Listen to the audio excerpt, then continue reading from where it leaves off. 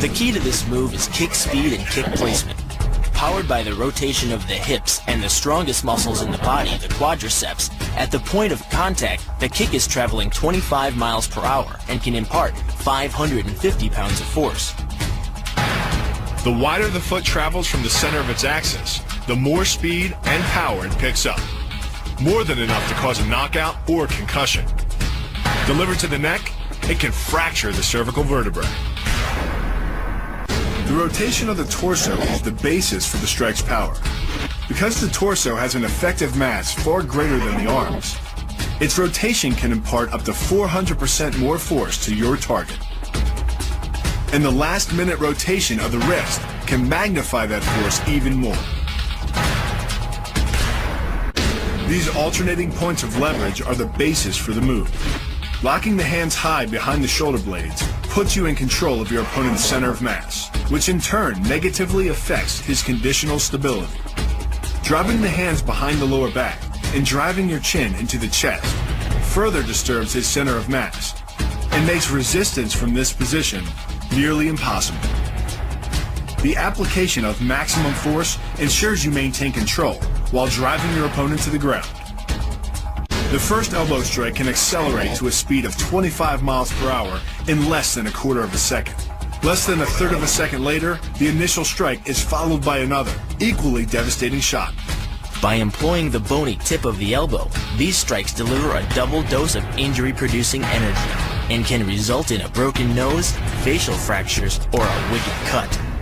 By propelling your body into the air, you effectively become a human missile, hurling your entire body mass into your opponent's gut.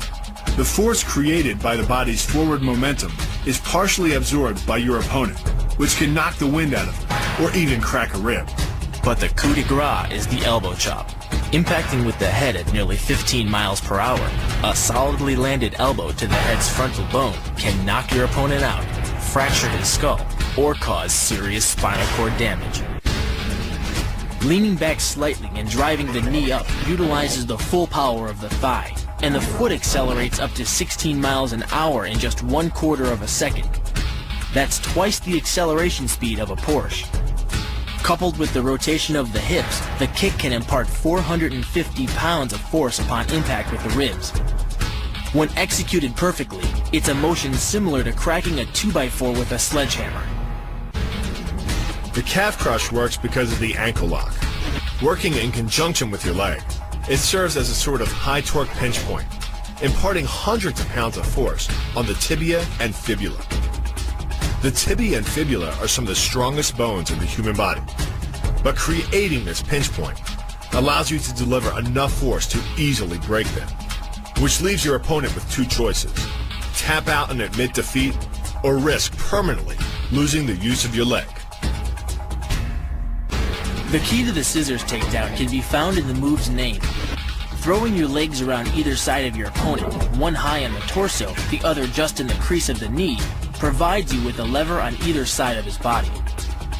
It's literally like a piece of paper between two blades of a scissor, only instead of slicing through paper, you're using a combination of potential and kinetic energy to cut through your opponent's center of gravity. The downward force exerted on his gi pulls your opponent across his tipping point. Along with your body weight, you generate enough instability in your opponent to drive his body to the mat, like a child tossing around a rag doll. The hip throw capitalizes on the body mechanics of both you and your opponent. Thrusting your hips into your opponent's waist creates a pivot point around which his arm is the lever. With your legs between his, you've created a center of gravity significantly lower than your opponent's. This imparts maximum instability and helps you maintain control while throwing him over your hip. The throw, coupled with the downward force of gravity, generates a speed of 8 miles per hour, which can create more injury-producing impact energy than falling down a small flight of stairs. Labai works on a concept called the couple. Basically, it's two levers linked at a single fulcrum, the elbow lock. And it doubles the foot-pounds of torque you can generate when compared to a single-arm lock. There's more than enough force to flip an opponent to the mat or dislocate his elbow. By using the twisting motion of the torso to drive the strike, The business end of the hardwood fighting stick can quickly accelerate to more than 25 miles per hour. On contact with the skull, the energy is enough to cause a depressed fracture. It's the same injury-producing force as being hit in the temple by a hammer. Balayage Pamali relies on something called a flexion moment imparted to the neck to do damage.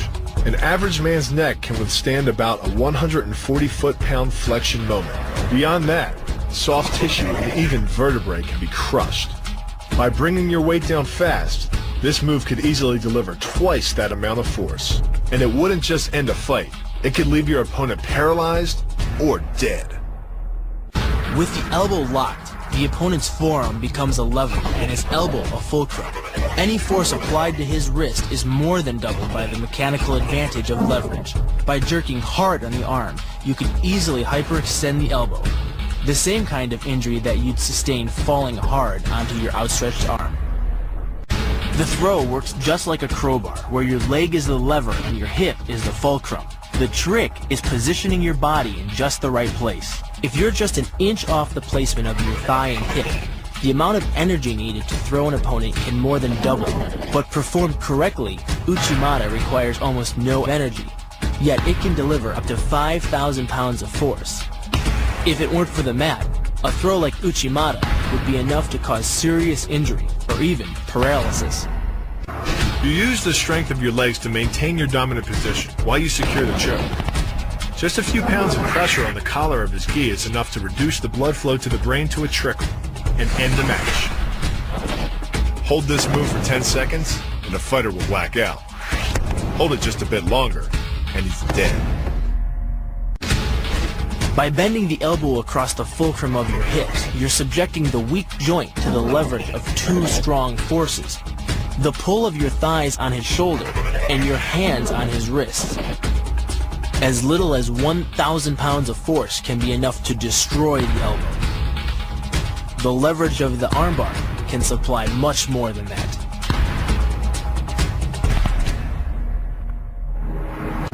The sacrifice throw is a simple lesson in conservation of energy.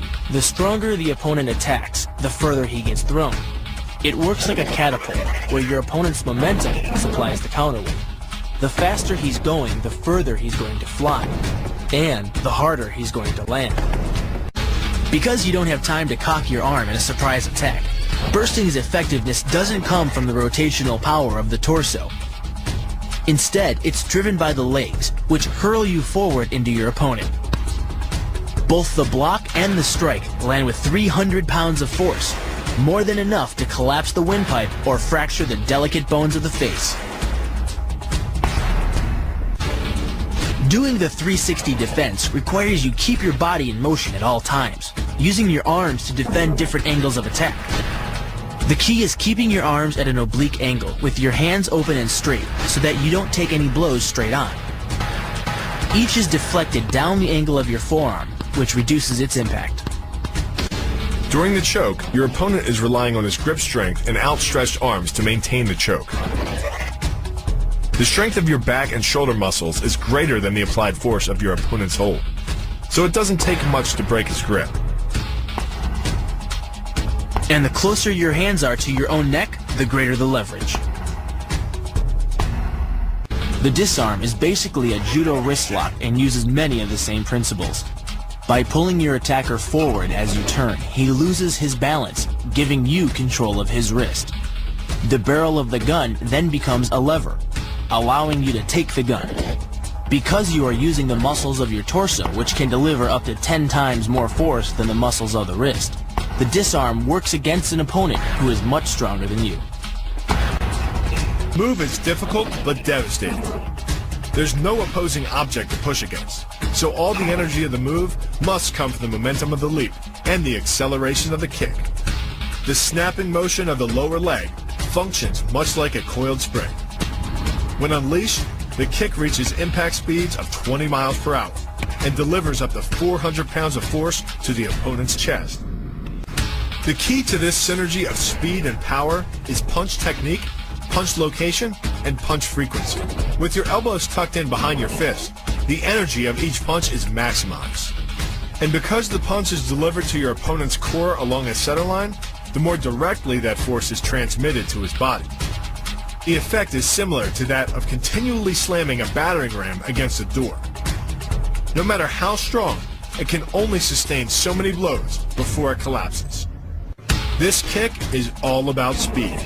The further the foot travels, the greater its acceleration, and the more dangerous a weapon it becomes.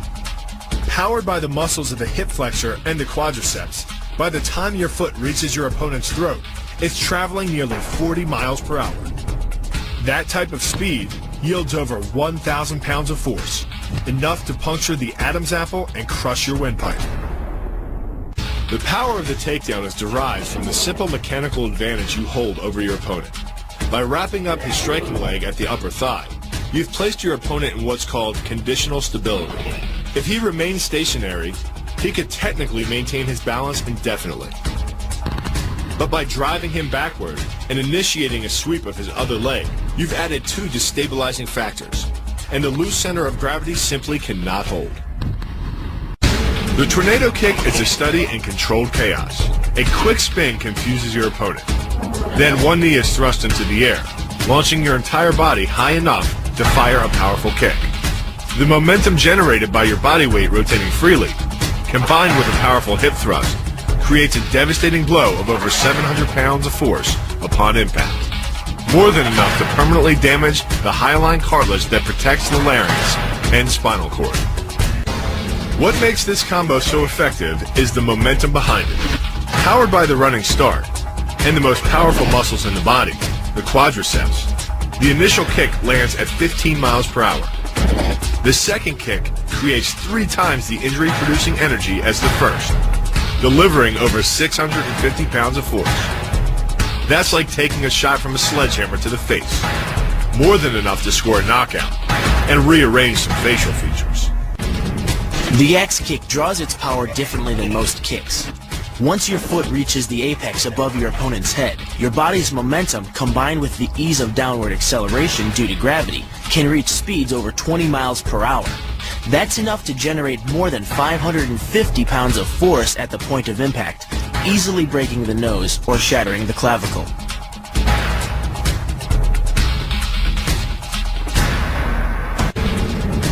The power of this move comes from the spin. The rotation of the torso, combined with the foot at the extremity of that rotation, generates speeds of over 20 miles per hour. By the time the heel connects with the solar plexus, it is traveling 60 miles per hour and transfers over 450 pounds of force, enough to break ribs and even damage internal organs. With the combined momentum of your forward step, the twist of your torso, and the swing of the rifle, the butt stroke can strike your opponent at over 18 miles per hour, carrying well over 550 pounds of force. That's enough to drive a 16-penny nail through nearly 2 inches of pressure-treated wood. Add a follow-up slash and thrust with a bayonet, and the butt stroke becomes a real killer. But the real damage from the knee bar doesn't come from gravity. It comes from leverage.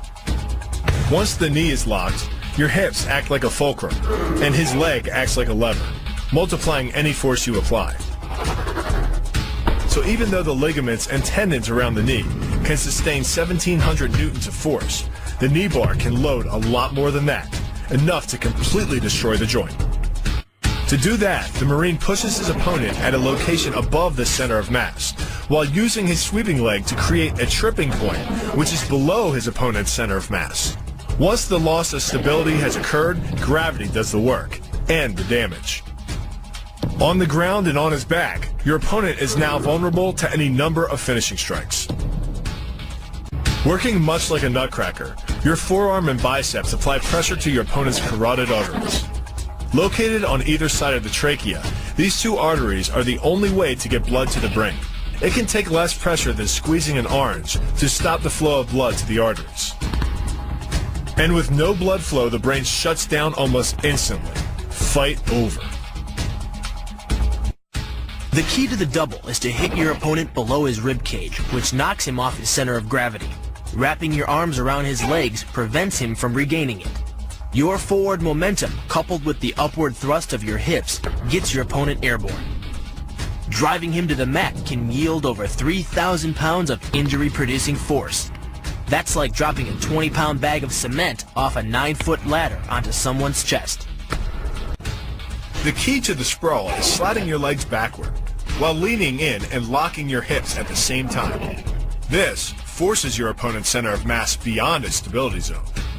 Coupled with the downward thrust of your forearms, he's now supporting your entire upper body with the back of his neck and head, which leaves him face down on the mat, vulnerable to any number of attacks. The power of this move comes from the spin. Like the wrecking ball at the end of a demolition crane, the power is generated by the rotation of the body. In conjunction with the snap of the knee, the foot achieves a velocity of nearly 30 miles per hour. When the heel connects with the solar plexus, it transfers 1,400 pounds of force, enough to damage internal organs and fracture multiple ribs. The move gets its power from the pressure exerted by your legs. The first leg imparts pressure to the carotid artery. The second leg, working in conjunction with your arms, optimizes that pressure, transforming you into a human vice grip. If your opponent doesn't tap out, he'll pass out. Much longer and permanent brain damage can ensue. The armbar is a combination of two levers. While your legs push up on your opponent's neck, your arms apply downward pressure to his trapped wrist. The opposing forces turn the elbow into an ad hoc fulcrum point. The armbar can result in a complete destruction of the elbow's articulating structures. Kick's power comes from the torque generated by the rotation of the hips. It's the same principle that cracks a whip. Turning the hips just a few degrees forces the foot to travel a much greater distance and creates a lot of speed as it does. The longer the leg and quicker the rotation, the faster the kick. And unlike karate, Muay Thai fighters are also taught to strike with the hard bone of the shin. A Muay Thai kick can generate roughly the same force as a baseball bat, enough to crack a rib or a leg. Basically, it works like a point of a knife. All the force is magnified by being concentrated in a small, hard area. Even if the elbow doesn't deliver a knockout, it will almost always leave a nasty cut and often end the fight. It's not the arms, but the legs that drive our fists. Like a piston, the explosive power of the legs is capable of generating hundreds of pounds of force, all to a very vulnerable area, the soft underside of the opponent's jaw. Like the Hanuman move, the flying knee relies on the explosive power of the legs. But rather than spread the power of our blow over two fists, it concentrates it into the spear point of the knee and combines it with the force of gravity. It's the equivalent of hitting our opponent in the chest with a sledgehammer. The hyperextension of the elbow, created by pulling back on the locked arm, virtually ensures that he will be taken down.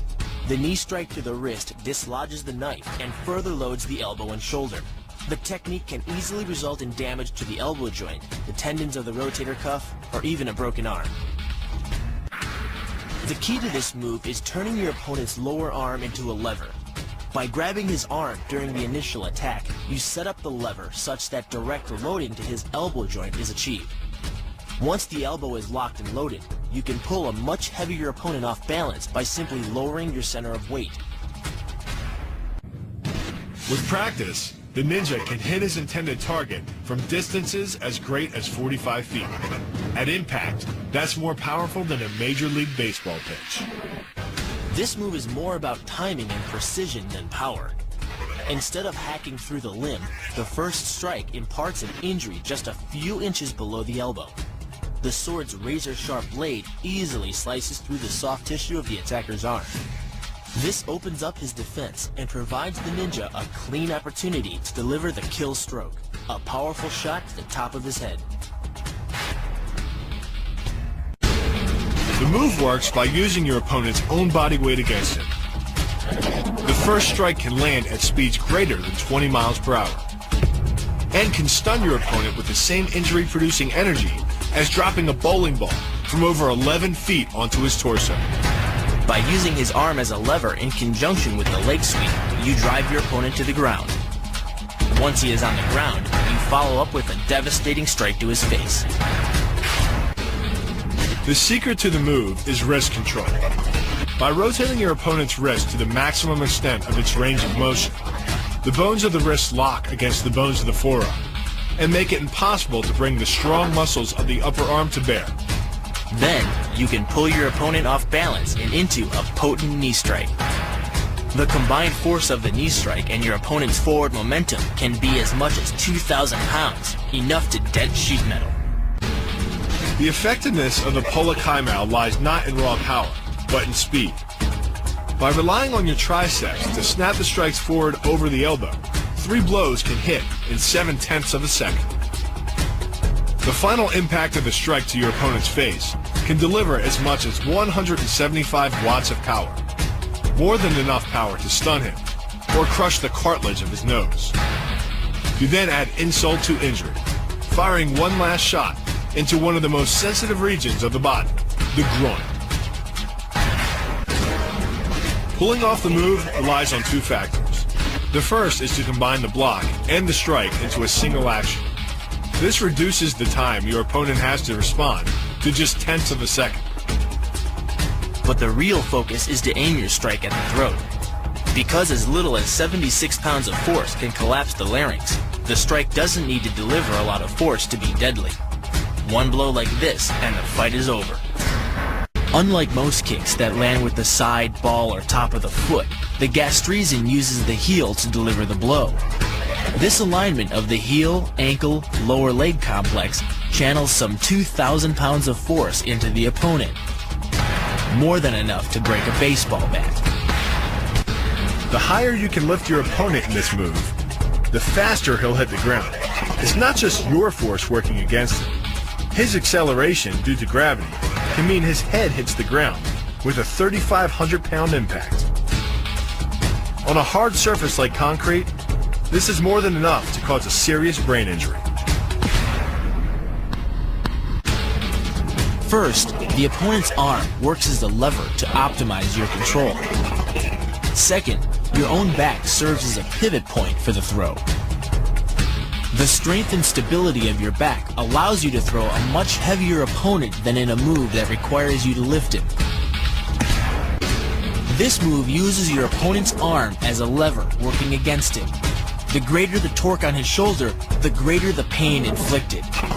And exceeding the joint's normal range of motion causes more than just pain. The soft tissue, muscles, and the bone can all be seriously damaged by this pressure. The goal of this lock is to stretch the tendons at the top of the foot to the breaking point. The strongest tendons have a tensile force threshold of just over 400 pounds. Applying any more pressure than that can tear the tendons from their base or snap them in two. The kick's power comes from the snap of the knee. The snap is created when the quadricep, the largest muscle in the body, contracts and pulls the tendon connecting to the foot over the knee. Using the knee as a pulley, the strength of the quad is enough to accelerate your foot to speeds close to 30 miles per hour. Because the area of impact is focused on a small part of the foot, it magnifies the force of the blow, making it capable of dropping 1,000 pounds of force on your head. It's like getting whacked in the head with a Louisville Slugger. The block works by taking the opponent's blow at an angle, which deflects the energy of the blow away from the vulnerable torso. The harder you block, the further his blow will be deflected, and the more open he'll be to a counter-strike. But the key is rotating your fist 180 degrees right before it strikes the intended target.